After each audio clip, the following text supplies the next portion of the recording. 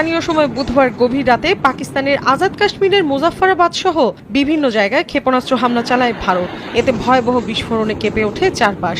এক বিবৃতিতে বিষয়টি নিশ্চিত করে পাকিস্তানের এক সামরিক কর্মকর্তা জানান, ভয়াবহ এই হামলায় শিশুসহ বেশ কয়েকজন হতাহত হয়েছেন।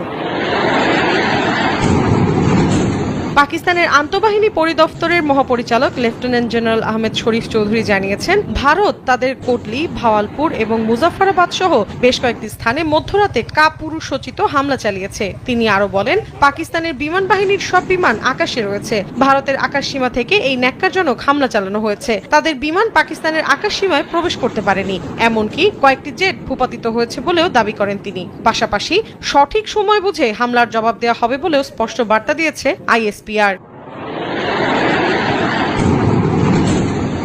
এদিকে এ হামলার দায় স্বীকার করেছে ভারত। এক বিবৃতিতে ভারতীয় সশস্ত্র বাহিনী জানায়, অপারেশন সিঁদুর নামের অভিযানে পাকিস্তানের বেশ কয়েকটি জায়গায় হামলা চালানো হয়েছে। তাদের দাবি, এই হামলায় সশস্ত্র গোষ্ঠীটির অবকাঠামো লক্ষ্য করা হয়েছে। পাকিস্তানের সেনা সদস্যর ওপর কোনো হামলা চালানো হয়নি। হামলার পরপর ভারতীয় সেনাবাহিনী তাদের এক্স অ্যাকাউন্টে একটি পোস্ট করে জানায়, ন্যায় বিচার নিশ্চিত হয়েছে।